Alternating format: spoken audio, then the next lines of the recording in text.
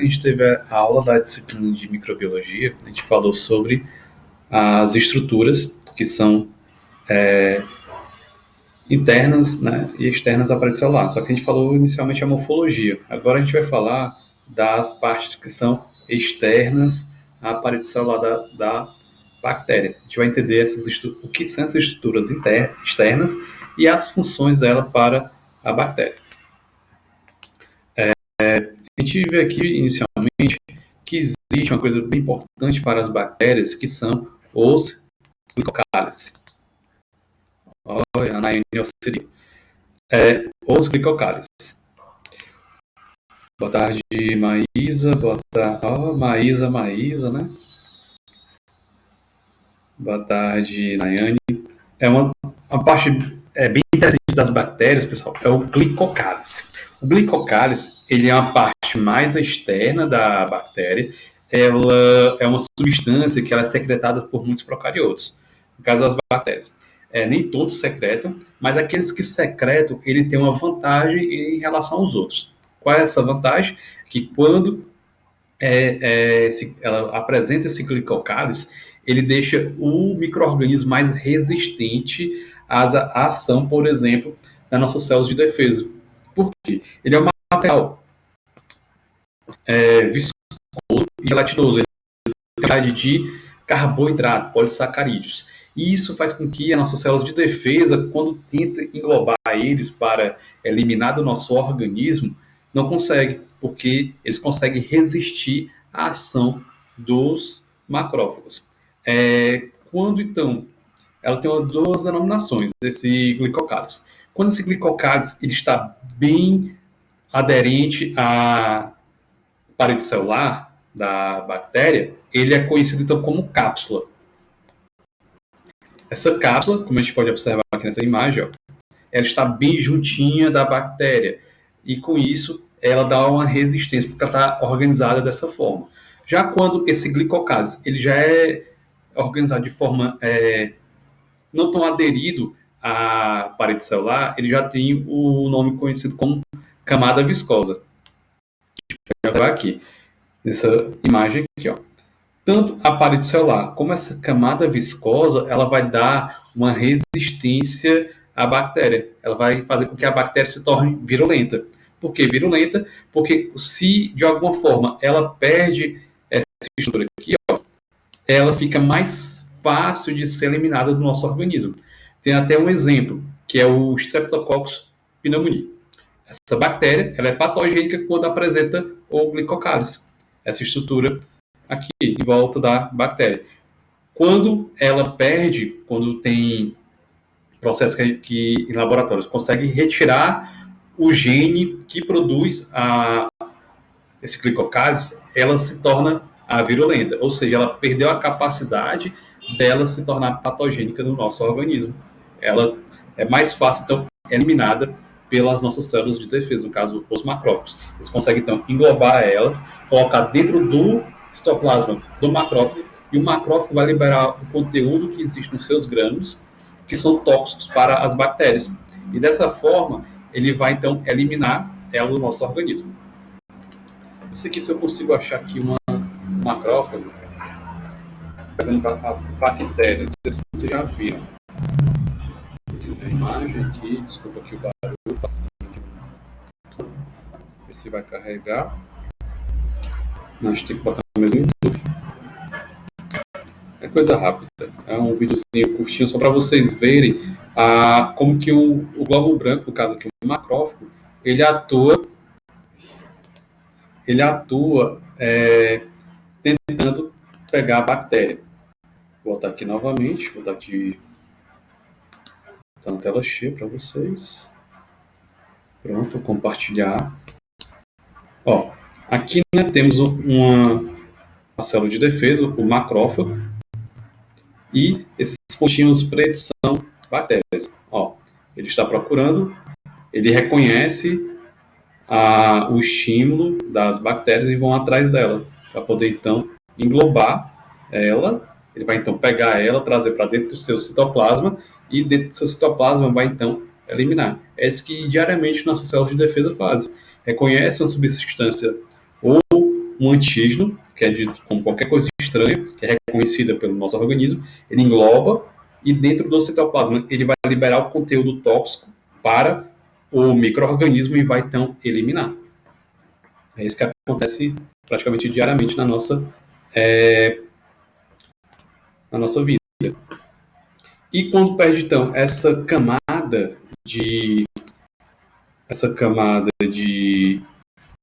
do glicocálice, ela se torna mais fácil de ser englobada e, consequentemente, eliminada do nosso organismo. Por isso que ela é um fator de virulência, a presença do glicocálice. Já os flagelos. Qual o intuito de um flagelo?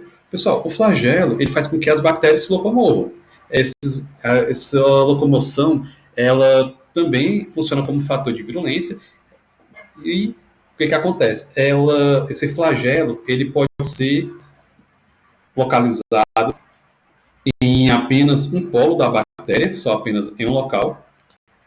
Aqui, por exemplo, em um desses polos, simplificado. E quando isso ocorre, ela tem um nome específico desse tipo de flagelo.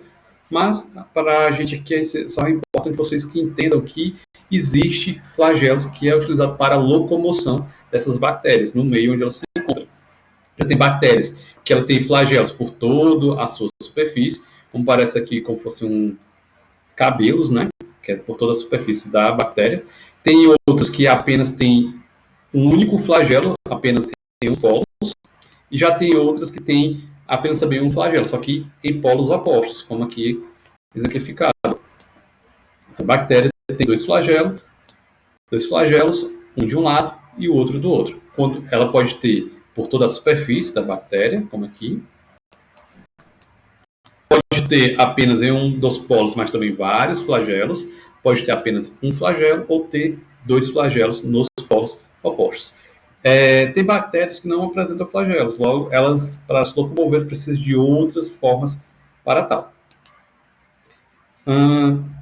Essa movimentação, pessoal, quando a bactéria não tem esse flagelo, é dito bactérias atríqueas, que o tríqueas se refere ao tipo de a presença do flagelo. O A remete ao prefixo de negação, que ela não tem essa estrutura.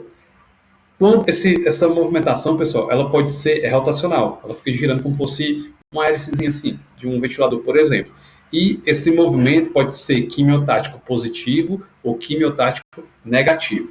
O que seria a diferença entre eles? Quimiotático positivo é quando a bactéria se encontra aqui no meio e ocorre um estímulo.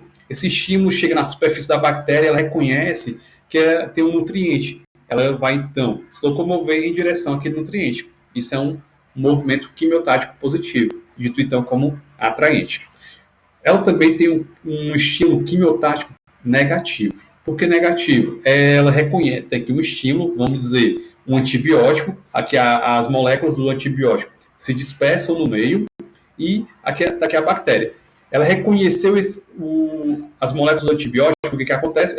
Ela vai em direção oposta, ela sai daquele estímulo. Logo, é dito como estímulo repelente, porque ela vai para longe daquela situação, a qual, se ela ficar exposta, ela pode causar uma lesão na sua estrutura.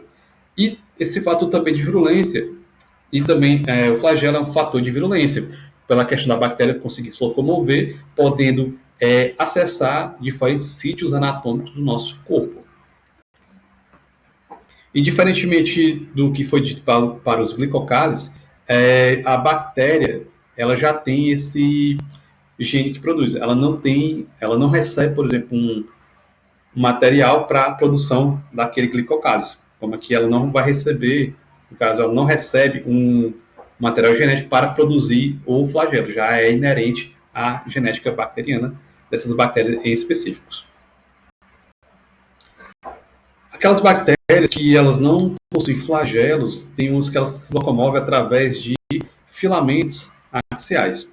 Esses filamentos, pessoal, são estruturas que podem ser tanto para que elas consigam se locomover. Ela está na parte aqui, esse filamento axial é na parte interna da bactéria, externa da bactéria, perdão. O que acontece? Ela contrai esses filamentos e com isso eles conseguem se locomover. Só que a gente observa que esses filamentos axiais, eles são formatos o quê? De saca-rolha. E com isso, ela contorce esses filamentos axiais e se locomove no meio desse tipo de movimento de saca-rolha, diferentemente das bactérias que têm flagelos, que se locomove no movimento rotacional, tanto para um lado como para o outro, ela não, apenas nesse movimento de saca-rolha.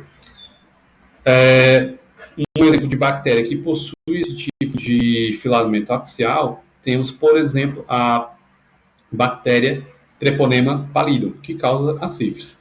Aqui eu não dei um exemplo, mas um exemplo de uma bactéria que possui esse tipo de flagelo, temos como exemplo a Escherichia coli, uma bactéria bem estudada na parte da microbiologia, onde algumas delas são utilizadas para a produção de insulina, devido à inserção de um material genético dentro do material da bactéria, aí tem essa produção.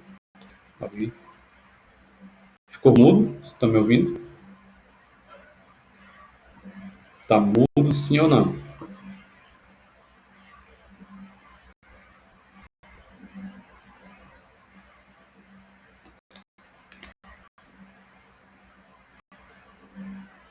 Beleza. Esses feixes, pessoal, de fibrilas, eles se originam em uma das extremidades da bactéria, aqui em uma extremidade, e se fixam na outra extremidade aqui. Esses filamentos eles são bem rígidos, permitindo também com que elas possam então se locomover. Outra estrutura que é externa à parede celular são as fímbrias. É muito confundido, pessoal, na parte da literatura, se vocês observarem em alguns materiais, que fímbrias e pili, ela dá a mesma denominação. Só que o quê? As fímbrias, tem uma diferença entre fímbrias e pili. As fímbrias, elas são parte inerente da bactéria. Elas já estão ali na parte dela, na parte externa. Está aqui contido, como a gente pode observar nessa foto aqui.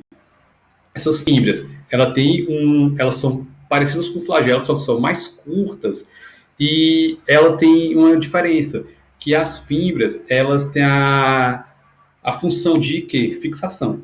Ela tem o seu papel para a bactéria é se fixar em estruturas, como, por exemplo, na superfície do nosso organismo, como, por exemplo, na parte do canal da uretra. Tem bactérias que ali se fixam, ficam aderidas, e com isso é mais difícil com que elas sejam levadas, por exemplo, pelo fluxo urinário. É por isso que mulheres têm maior facilidade de ter infecção urinária, pelo fato do quê? Ficar muito tempo sem urinar, e devido à uretra da mulher ser bem menor do que a do homem. Com isso, ela tem as bactérias que possam estar naquele canal da uretra, pode chegar mais facilmente à bexiga. Já o homem que tem a uretra maior, vai demorar mais tempo para as bactérias conseguirem chegar na bexiga, e também o homem tem a maior facilidade de fazer xixi do que a mulher, porque a mulher não faz xixi em qualquer local devido às questões higiênicas. E por que tem uma diferença entre as fímbrias e pili? Porque tem locais que falam que o pili é uma fímbria sexual, só que não é. O pili ele só vai aparecer quando a bactéria ela vai encontrar outra bactéria. Vai ocorrer um processo de reprodução. O que acontece? Tem aqui, eu vou tirar esse aqui. Eu tenho aqui, duas bactérias, onde elas se encontram em um meio. Elas estão aqui, por exemplo, em um ambiente, elas se encontram. O que acontece? Eu vou ter a bactéria, vamos ver se arrasta. Eu vou ter duas bactérias. A bactéria que é doadora e a bactéria é receptora. O que acontece? A gente observa aqui uma estrutura interna da bactéria. Que estrutura interna é essa? Esse aqui, o plasmídio. Por que o plasmídio difere do DNA da bactéria? A gente observa aqui, o plasmídio ele é circular. Só que ele é extracromossômico. Ele não faz parte aqui do cromossomo aqui da bactéria. E o que esse plasmídio vai fazer para a bactéria? Vocês lembram que eu falei que tem bactérias que não produzem o glicocálise. Então, tem bactérias, o que acontece? Vamos dizer que essa daqui tem aqui o glicocálise dela. E essa outra aqui da mesma espécie dela, só que não tem o glicocálise. O que acontece? Ela se reconhece, né, por estímulos através da superfície da bactéria, e a partir disso, a bactéria doadora ela vai produzir esse pile. Ela vai então produzir esse pile onde as duas então irão se conectar. A partir desse momento, o que acontece? Depois que elas se conectam, a bactéria doadora, vamos dizer aqui, pode dizer, e a receptora, o que vai acontecer? A doadora, ela vai então, o seu plasmídio vai se duplicar e vai passar a informação genética aqui para a outra bactéria. Depois disso, essas duas bactérias irão ter o plasmídio. Logo, ao final desse processo, o que acontece? Essa aqui vai conseguir produzir o glicocálise e essa aqui agora que não produziria, produz também esse glicocálise. Logo, o glicocálise, pessoal, logo o PIRI, essa transferência desse material genético, vai funcionar como fator de virulência, porque ela vai doar nesse caso, um gene para a produção de glicocálise. Isso é só um exemplo. Tem vários outros, como por exemplo, bactérias que produzem toxinas, essa toxina é produzida pelo plasmídio. Outras bactérias que têm genes de resistência a antibiótico também vai ser transmitida através do PIL, através dos plasmídios. Por isso também é importante aquela questão da utilização do antibiótico. Utilizar esse antibiótico pelo tempo determinado. Por quê? Se a gente for ver naturalmente, tem pessoas, como por exemplo na situação atual, né, do Covid, tem pessoas que se expõem ao vírus, mas não ficam doentes, porque ela já tem uma resistência inerente a ela. Isso é próprio do organismo. Aí vocês trazem isso por exemplo, para o exemplo de bactérias. Suponhamos que tem aqui uma população de seres humanos que se reproduzem similar às bactérias, se dividindo em 2, 4, 8 e assim sucessivamente. E o que acontece? Vamos dizer, tenho aqui 4 humanos. Esse daqui, esse, não tem um gene de resistência ao Covid, somente esse. O que aconteceu? Todos foram expostos ao Covid, morreu. Aí ficou somente essa. Mas se ela ficar constantemente exposta ao Covid, por exemplo, ela pode no futuro vir a morrer. Só que ela foi exposta só a única vez, por exemplo, no tratamento. O que acontece? Só vai existir somente essa com resistência e posteriormente todas as que aparecerão naquele ambiente só serão resistentes ao Covid. Logo, por exemplo, serão todos resistentes ao antibiótico. Por isso que é importante, durante o tratamento de antibióticos, ser seguido o período do tempo estabelecido. Por exemplo, 7 dias, 14 dias, 21 dias. Depende muito do tratamento, para evitar justamente que fique um micro-organismo que tem essa tendência natural a ser resistente.